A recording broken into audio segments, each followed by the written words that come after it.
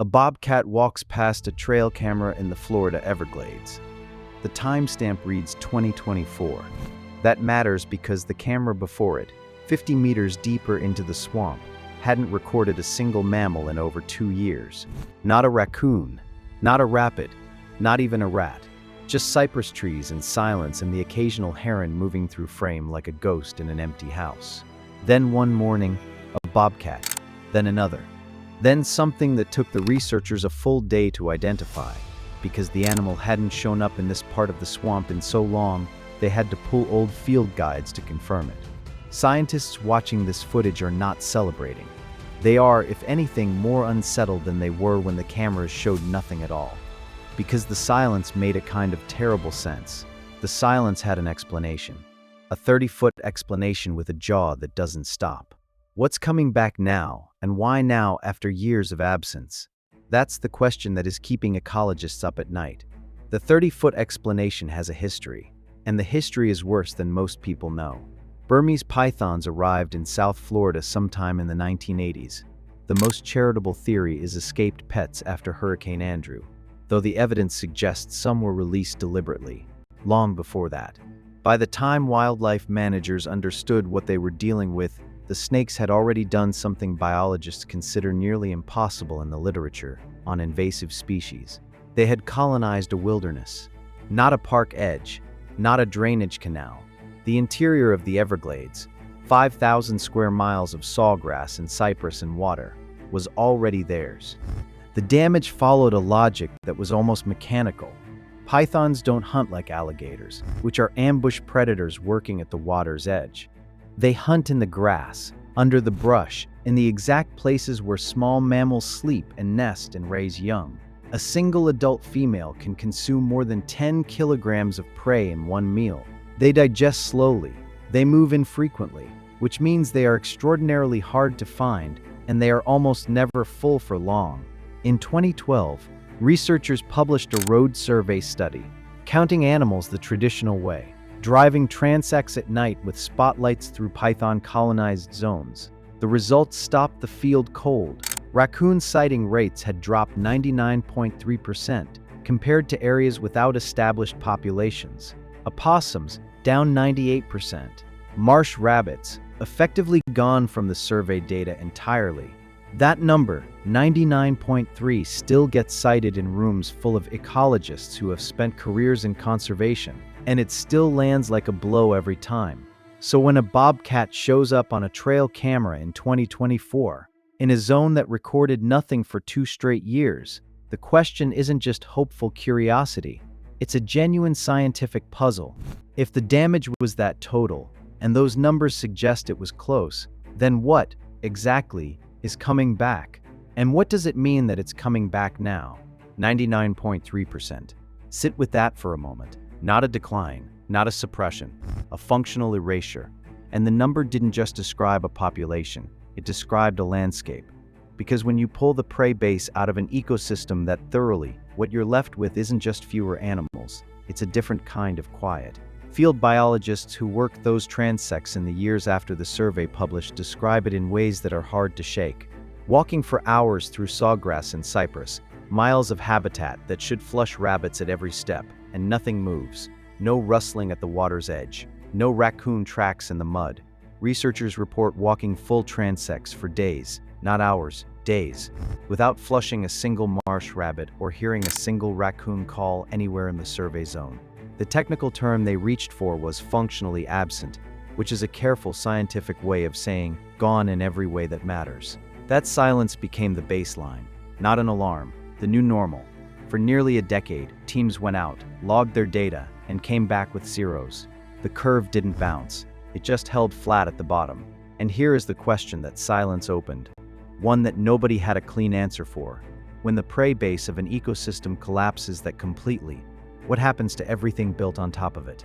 The predators above, the scavengers beside, the cycles that move nutrients through the soil.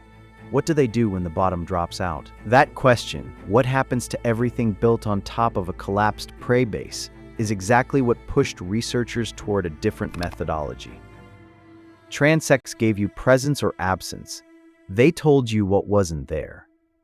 but they couldn't tell you what was moving through the interior at 2 in the morning, or what was crossing a cypress strand during a summer downpour, or what was happening in the miles of habitat no field team ever reached on foot. So starting in the mid-2010s, networks of remote trail cameras began going into the deep interior of Big Cypress and the Everglades. Not dozens of units, but hundreds, staggered across habitat types, set to trigger on motion, running continuously. The original mandate was python detection, identify movement signatures, log body length estimates, build a thermal and visual profile of how the snakes moved through the landscape.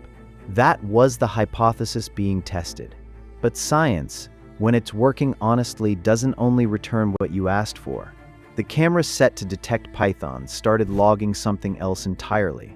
Native predators at sites where population surveys had recorded them as statistically absent for years. A bobcat, then another. Then, at a site miles deeper, a Florida panther crossing at the edge of frame. Isolated sightings were the beginning of a pattern.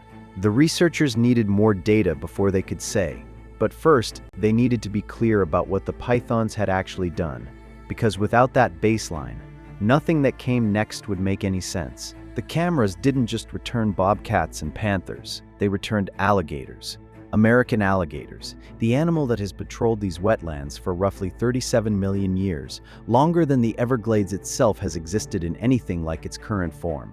And alligators, it turns out, never left. They declined in the 20th century from hunting and habitat loss, then recovered after federal protections in the 1970s. By the time pythons arrived in force, alligators were already embedded throughout the system at substantial population densities. The question researchers began asking wasn't whether they were there. It was whether they were doing anything about the snakes. The answer is documented now on camera. Alligators have been recorded killing and consuming Burmese pythons over 10 feet long, not juvenile snakes, adults. The mechanics are brutal and efficient: ambush at the water's edge, a roll to break orientation, and a prey animal that, despite its size, cannot reverse the outcome once the grip is established. More significantly, researchers studying movement patterns now believe the largest resident alligators, the dominant bulls holding established territories, may functionally suppress python activity in their core zones. Pythons tracked in those areas show altered route behavior.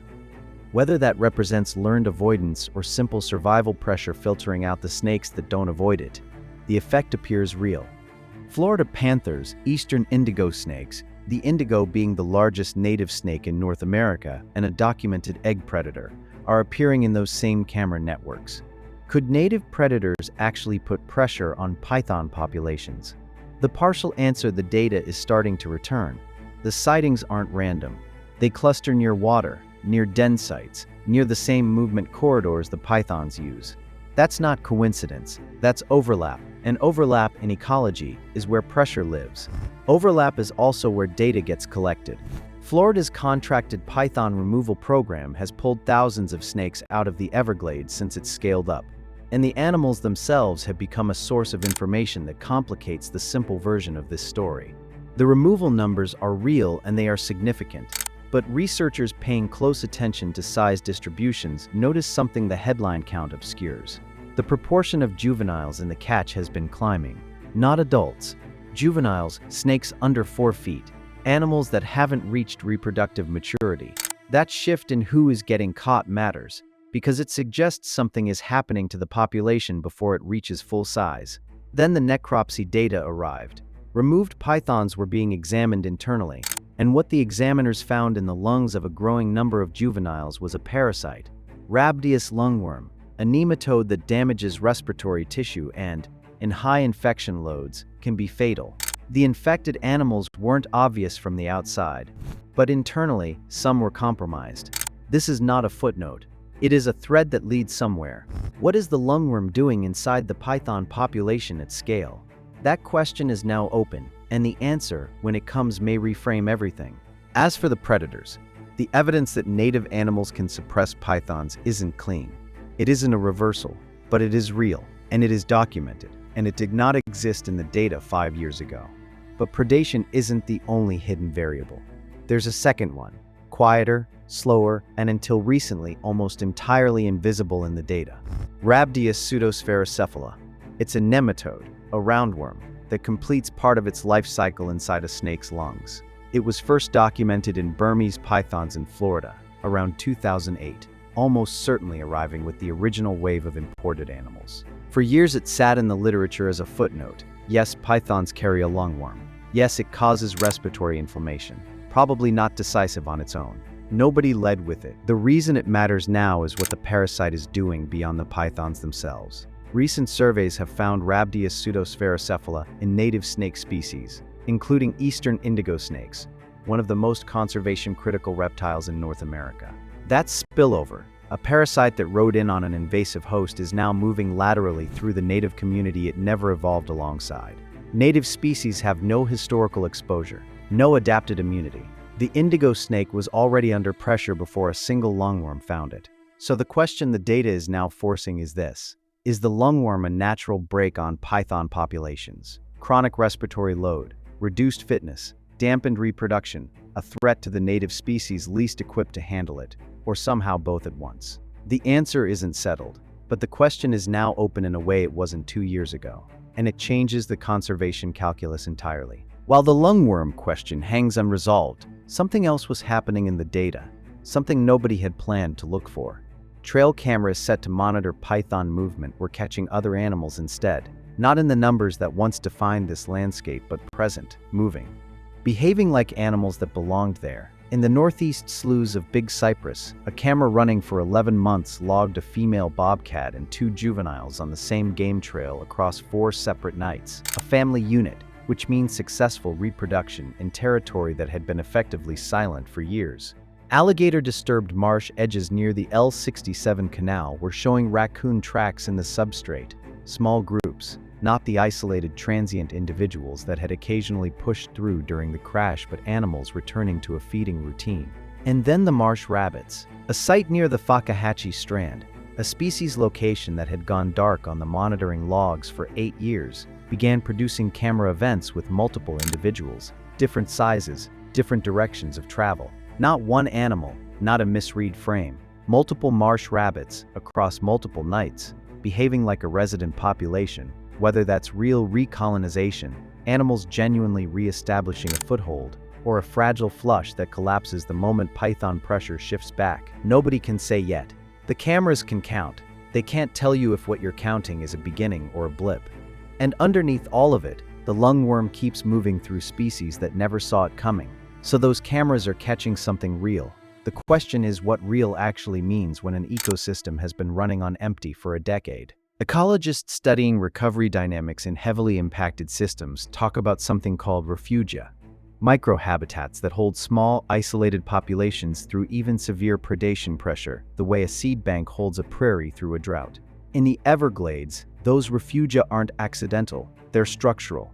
The sawgrass prairies, the alligator holes, the wet and dry cycling of water across the marl flats, these aren't just backdrop, they're architecture. An alligator hole deep enough to hold water through the dry season creates a hub of activity that concentrates prey, yes, but also concentrates cover. Dense sawgrass mats at the right water depth are genuinely difficult for a large-bodied ambush predator to move through efficiently.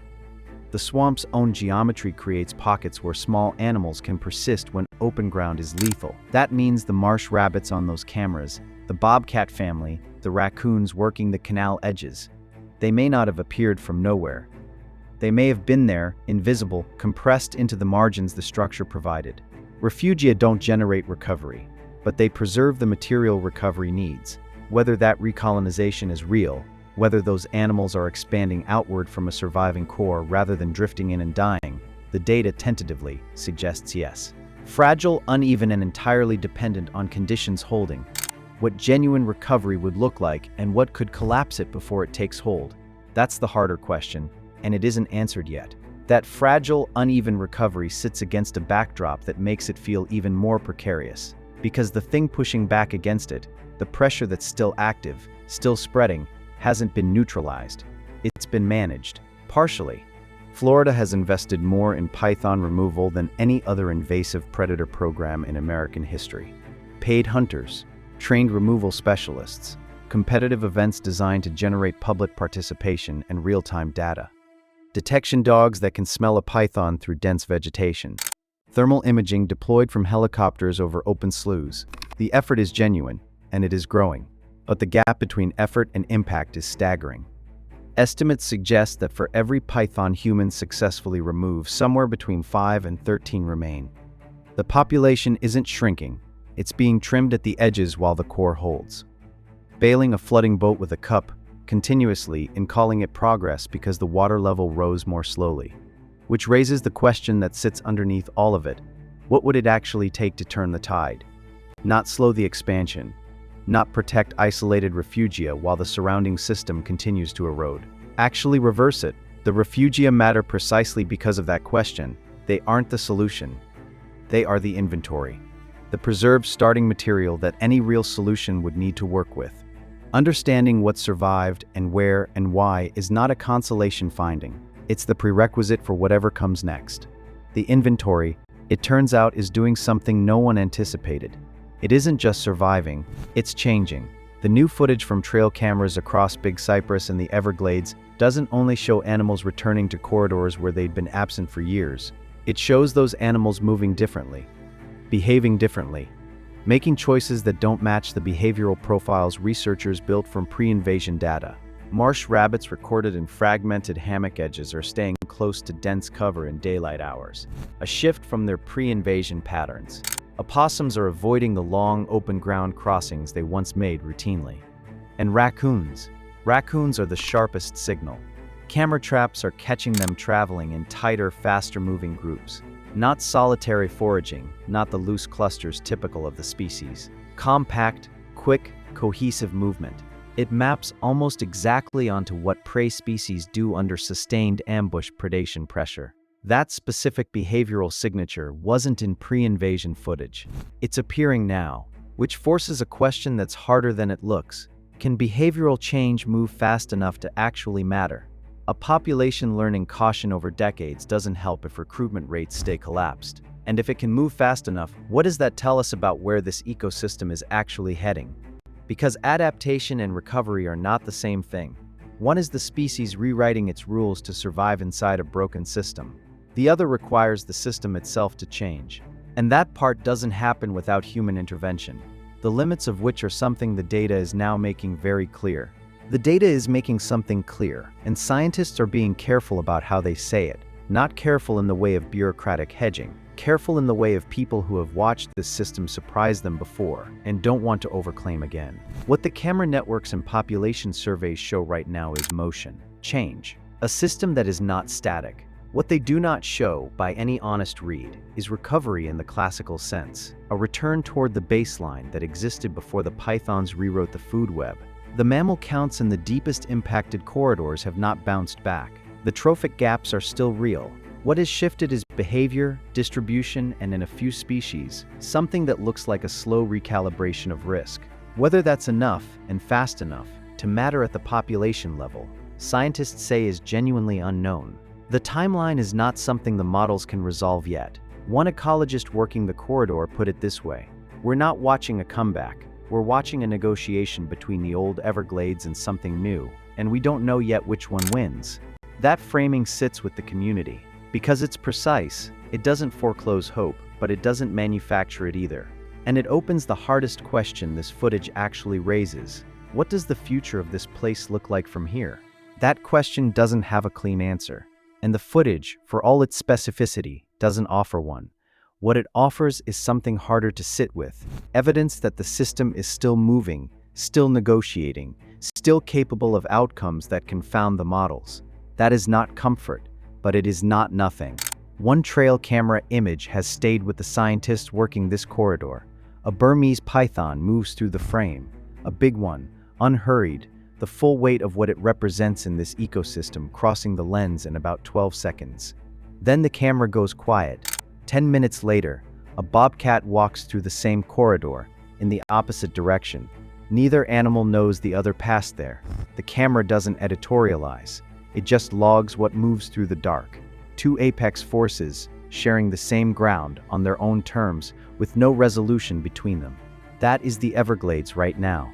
not recovered, not lost, still in motion, whether it can absorb what was done to it, whether the negotiation ends in something recognizable, that stays open, deliberately, because the honest answer is that nobody knows. And in a place this complex, that uncertainty isn't a failure of science, it's the most accurate thing anyone can say.